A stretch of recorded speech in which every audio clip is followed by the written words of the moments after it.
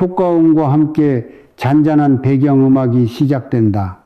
재물이 따르는 인과응보의 법칙. 오늘 성철이 여러분께 들려드릴 이야기는 바로 부부의 연에 대한 것입니다. 돈이 없으면 죽을 것 같아도 남자가 없다고, 여자가 없다고 죽는 법은 없습니다. 그런데 왜 우리는 그 사람 하나 때문에 내 인생 전부가 무너지는 고통을 겪어야 하는 걸까요? 내 남편, 내 아내라 믿었던 사람이 다른 이의 품에 안겨 웃고 있는 모습을 발견했을 때 그 참담함의 근원은 무엇일까요? 이는 단순히 배신감의 문제가 아닙니다. 거기에는 깊은 영적인 의미와 재물운의 흐름까지 뒤바꾸는 거대한 인과의 법칙이 숨어 있습니다. 오늘 이 본문을 끝까지 들으신다면 무너진 마음을 치유하고 가정에 다시금 건강과 재물을 불러들이는 지혜를 얻게 되실 겁니다. 저는 세간에서 2가지 모임의 대표를 맡고 있다는 이야기를 듣곤 합니다.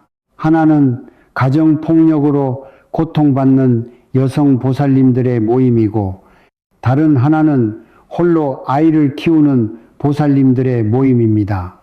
홀로 되기를 원하는 사람은 아무도 없습니다. 하지만 삶이라는 파도가 우리를 거센 물살로 밀어내면 결국 홀로 서게 되는 경우가 많습니다. 그러나 홀로 있든 둘이 있든 셋이 있든 우리 모두가 바라는 것은 단 하나, 바로 행복입니다. 그렇다면 어떻게 해야 행복해질 수 있을까요? 돈이 없으면 죽지만 남자가 없다고 죽지는 않습니다. 내가 강하고 부유하고 건강하고 아름다우면, 즉 나의 가치가 높아지면 좋은 인연은 저절로 끌려오게 되어 있습니다. 굳이 누군가를 쫓아다니고 미행하고 감시할 필요가 없습니다. 남편의 휴대폰 비밀번호를 풀기 위해 그것 전문가를 고용하거나 남편 차에 위치 추적기를 달거나 흥신소에 사람을 붙여 그이가 바람을 피우는지 감시하는 데 쓸 시간과 돈이 있다면 그 에너지를 온전히 자신에게 쏟으십시오. 자신의 가치를 높이는 데 쓰십시오. 새로운 것을 배우고 자신을 더 활기차고 생기있게 가꾸십시오. 머리 모양도 바꿔보고 가끔은 과감한 색으로 염색도 해보십시오. 누가 나이 40에는 치마를 입으면 우스꽝스럽다고 하던가요? 시원하고 예쁘면 그만입니다. 이 모든 것이 결국 나 자신을 더 매력적이고 가치 있는 사람으로 만드는 과정입니다. 오늘의 이야기는 2 부분으로 나뉩니다. 첫째는 행복한 결혼과 가정에 대한 저의 생각이고, 둘째는 여러분과 직접 이야기를 나누는 시간입니다. 요즘 유행하는 힐링이라는 말처럼 오늘 저의 법문 주제는 결혼을 치유하고 행복의 격을 높이다입니다. 사실 결혼이나 가정도 살아있는 생명체와 같아서 나무처럼 병충해를 입을 때도 있고 성장이 더딜 때도 있으며 이런저런 외부의 영향으로 흔들릴 때도 있습니다. 아프면 치료하고 병들면 고쳐야지요.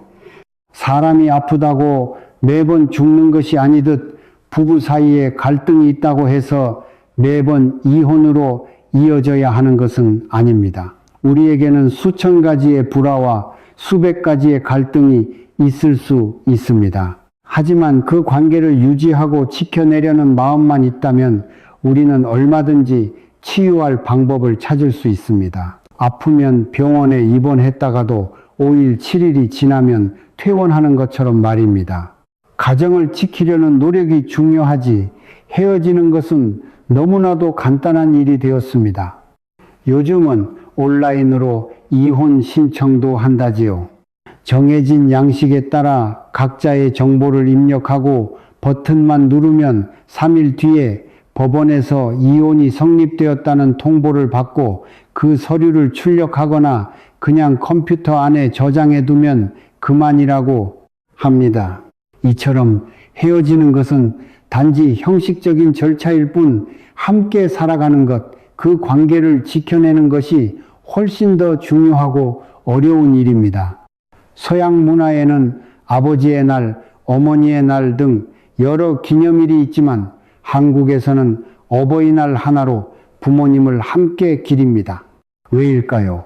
한국인에게 가족은 그 무엇과도 바꿀 수 없는 전체이며 결코 나눌 수 없는 하나이기 때문입니다. 서양 문화는 개인의 가치와 자유를 무엇보다 중시합니다.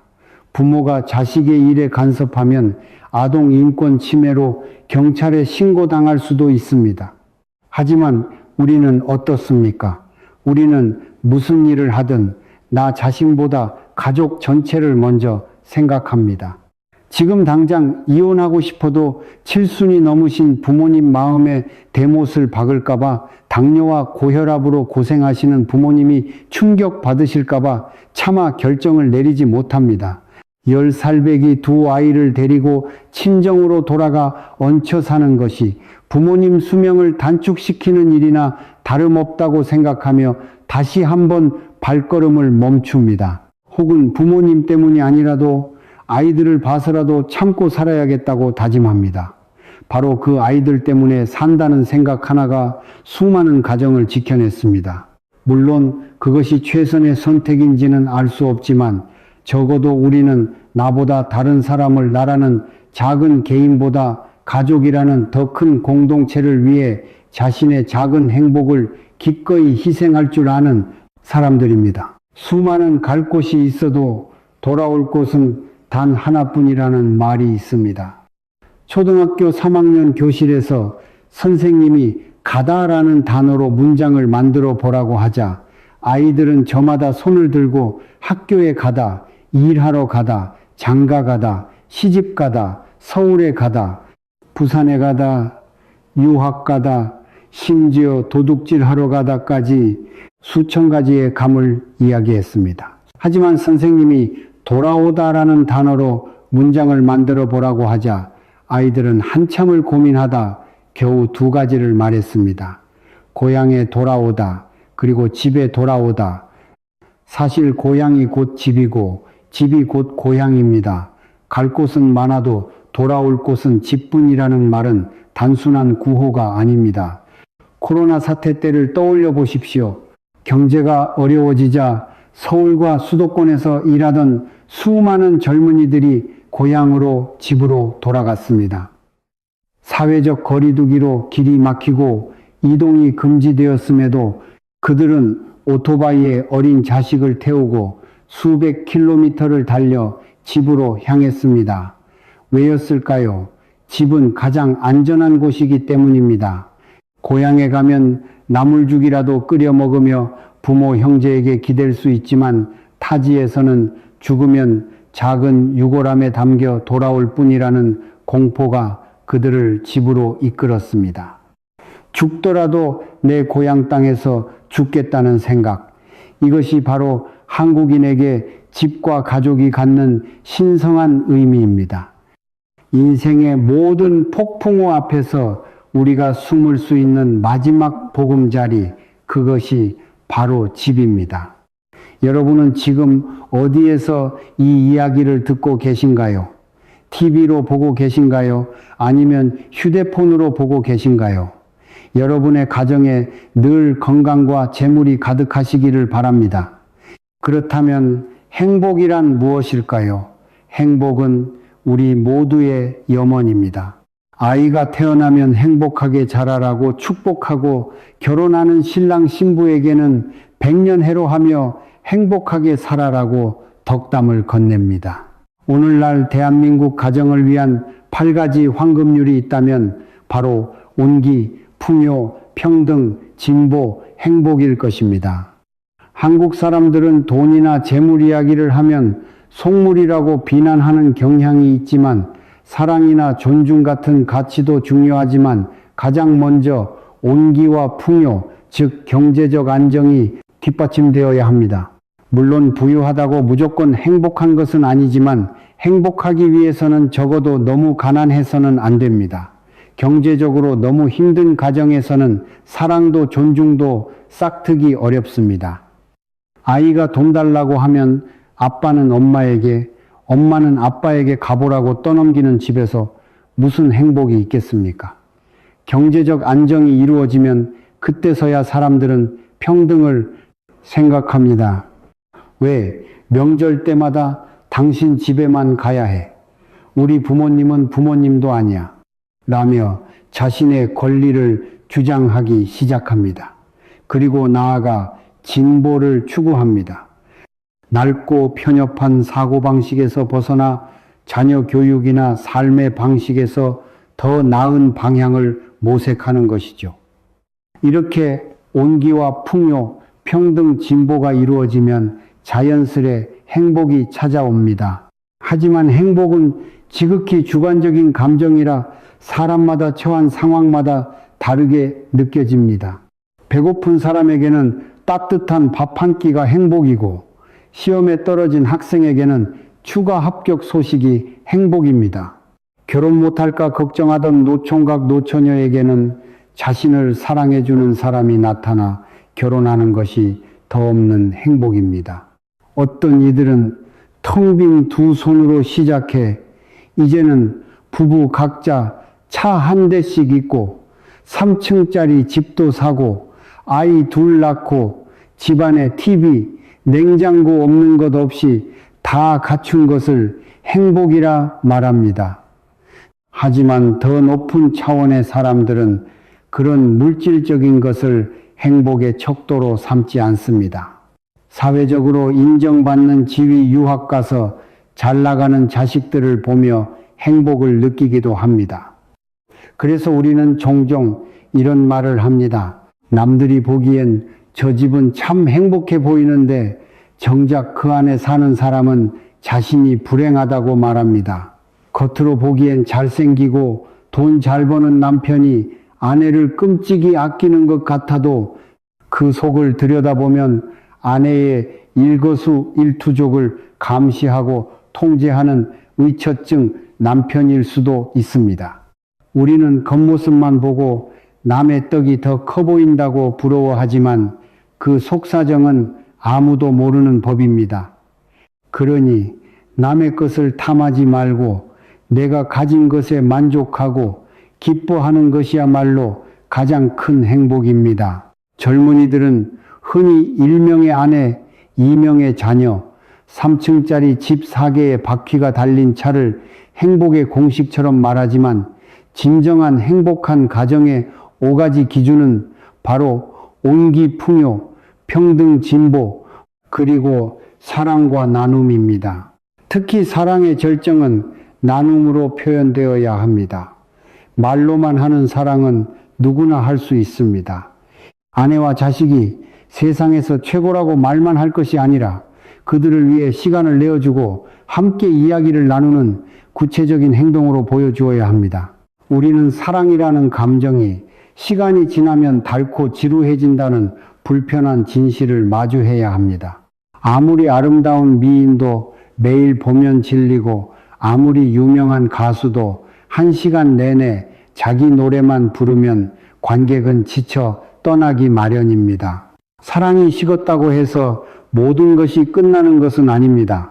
사랑이 사라진 자리에 정애정, 과, 의리가 남기 때문입니다. 가장 무서운 것은 정과 의리마저 사라져버린 무정하고 비정한 관계입니다. 아내가 아픈데도 다른 여자와 잠자리를 갖는 남편이 사업에 실패하자마자 그를 무시하고 다른 남자를 만나는 아내. 이런 관계에는 더 이상 의리가 남아있지 않습니다. 우리는 부부의 정, 부부의 의리라는 말을 씁니다. 연애 시절의 뜨거운 사랑 아이칭은 시간이 지나며 함께 고난을 헤쳐나가는 동지애적인 의리로 변해야 합니다. 상대방이 자라온 환경과 그로 인해 형성된 성격까지도 이해하고 보듬어 안을 수 있어야 합니다. 가난한 집에서 자라 뼈에 사무치도록 절약하는 남편을 보고 답답해하며 촌스럽다고 비난하기 전에 그가 왜 그렇게 돈 한 푼에 벌벌 떨게 되었는지 그 아픈 성장 과정을 먼저 헤아려 주는 것이 바로 의리입니다. 사랑하는 사람의 모든 것을 사랑하십시오. 그 사람의 길까지도 사랑하고 미워할 때는 그 집안 전체를 미워하라는 말이 있지 않습니까? 결혼은 결코 사랑만으로 유지되지 않습니다. 사랑은 시작일 뿐 결혼 생활이라는 4년간의 혹독한 대학 과정을 거쳐 사회에 나가 어떤 사람으로 살아남느냐가 더 중요합니다. 입학 성적이 수석이었다고 해서 졸업 후에도 성공하리라는 보장은 없습니다. 이제 결혼 생활에서 흔히 발생하는 몇 가지 병을 진단하고 치유하는 법에 대해 이야기해 보겠습니다. 시간이 많지 않으니 가장 심각한 병부터 다루어 볼까요? 바로 외도입니다. 외도는 오늘날 이혼의 가장 큰 원인입니다. 남편이 좀 지저분하거나 아내가 좀 게을러도 아내가 낭비가 심하거나 남편이 욕을 잘해도 참고 살 수는 있습니다. 하지만 내 남편이 집을 나서는 순간 공공재가 되거나 내 아내가 다른 남자와 부적절한 관계를 맺는다는 사실은 용납하기 힘듭니다. 특히 남성에게 아내의 외도는 가장 큰 상처이자 배신입니다. 자식이나 체면 때문에 이혼하지 않고 함께 산다 해도 그 순간부터 그 가정의 행복은 끝납니다. 남자는 끊임없이 아내를 괴롭히고 의심하며 과거의 잘못을 들먹일 것입니다. 네가 그런 짓을 했으니 나도 밖에서 무슨 짓을 하든 상관마. 넌 나한테 충고할 자격이 없어 라고 말하면 아내는 죄인이 되어 아무 말도 할 수 없게 됩니다. 이혼해도 지옥, 함께 살아도 지옥인 셈입니다. 그러니 애초에 그런 일이 일어나지 않도록 막는 것이 최선입니다. 인간의 욕심은 끝이 없습니다. 하나를 가지면 둘을 갖고 싶고 둘을 가지면 셋을 갖고 싶은 것이 인지상정입니다. 걸어 다닐 땐 자전거를 탈 땐 오토바이가 생기면 자동차를 꿈꿉니다. 배우자가 있는 사람도 다른 누군가가 자신을 좋아해주면 은근히 기분이 좋은 것이 사실입니다.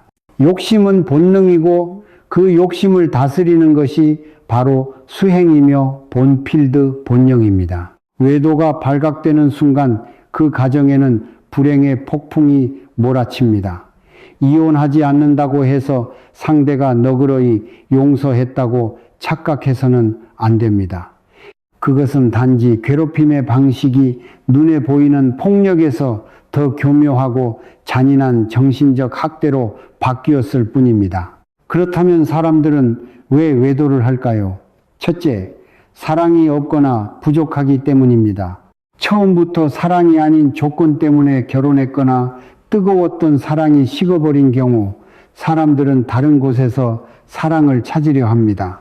특히 남성의 외도는 사랑과 무관한 경우가 많다는 것을 여성분들은 알아야 합니다. 남자는 아내를 아무리 사랑해도 다른 여자와 잠자리를 가질 수 있습니다. 밥을 아무리 좋아해도 가끔은 별미로 라면을 먹고 싶은 것과 같은 이치입니다. 그러니 나를 사랑한다면 어떻게 그럴 수 있어 라며 배신감을 느낄 필요는 없습니다. 외도는 일종의 불륜이 아니라 간식과 같은 것입니다. 기회가 있고 허점이 보이면 먹게 되는 것이죠. 배가 고프지 않아도 공짜라면 한 번쯤 맛보고 싶은 심리와 같습니다. 둘째, 단조로운 일상 때문입니다. 늘 똑같은 생활에 권태를 느낀 사람들은 새로운 자극과 설렘을 찾아 헤매게 됩니다. 셋째, 성적인 불만입니다. 넷째, 어쩔 수 없는 상황에 휩쓸리는 경우도 있습니다. 예를 들어 사업상의 이익이나 승진을 위해 미인계를 이용하는 경우처럼 말입니다. 그렇다면 배우자의 외도를 발견했을 때 우리는 어떻게 대처해야 할까요? 양가 부모님을 모셔놓고 가족 회의를 열어 이 사실을 알려야 할까요? 여러분은 어떻게 생각하십니까? 몇 살이신가요? 20대, 30대의 젊은 부부라면 감정에 휩쓸려 부모님께 알리고 일을 크게 만들 수도 있습니다.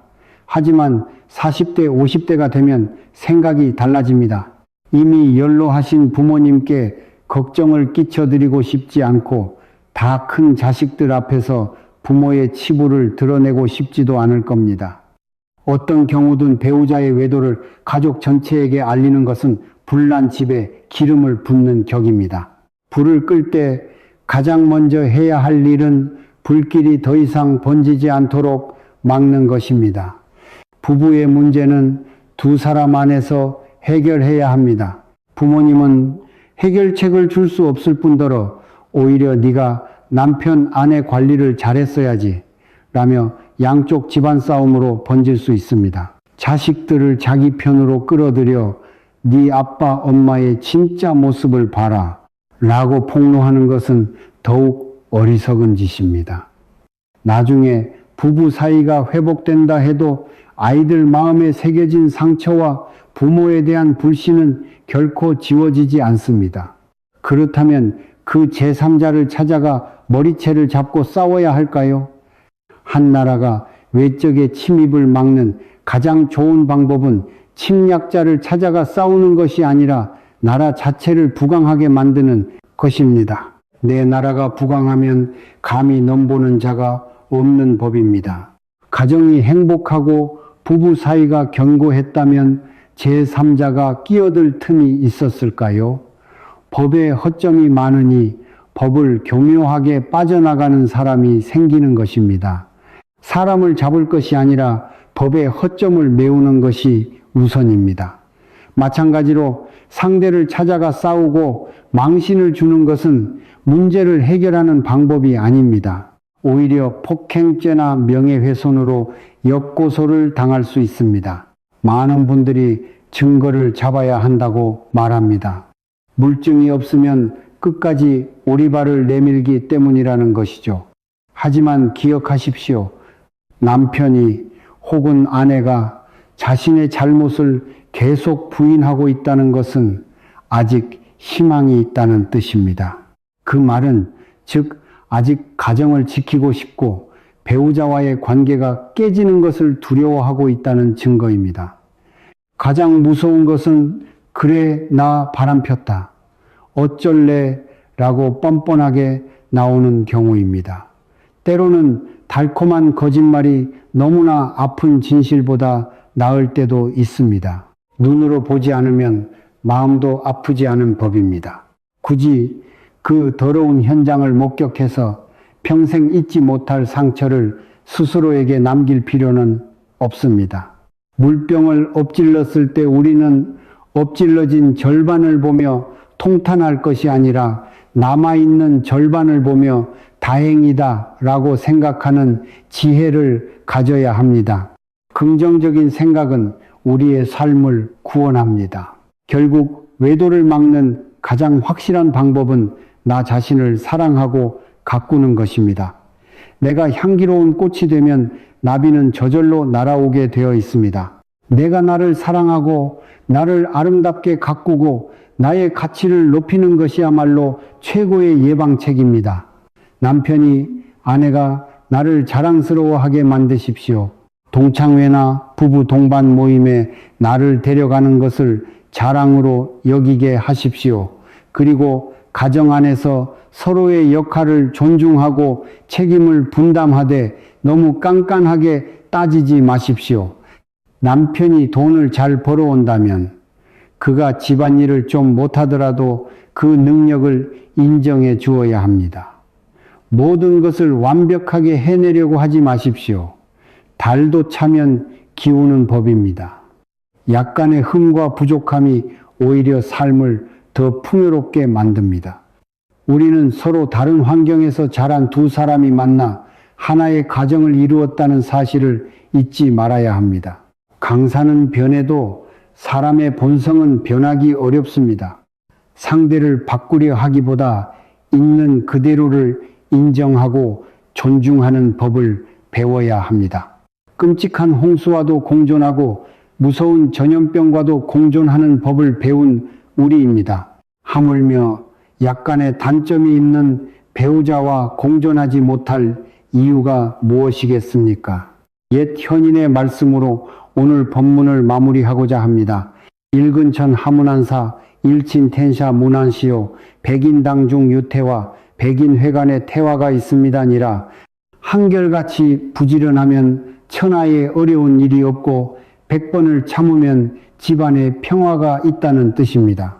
부지런히 자신을 가꾸고 100번을 인내하며 서로를 보듬는다면 여러분의 가정에 깨달음의 빛과 함께 재물의 복 또한 가득할 것입니다. 채널을 구독하시고 다음 법문도 함께 하시어 재물운을 더욱 키워나가시길 바랍니다.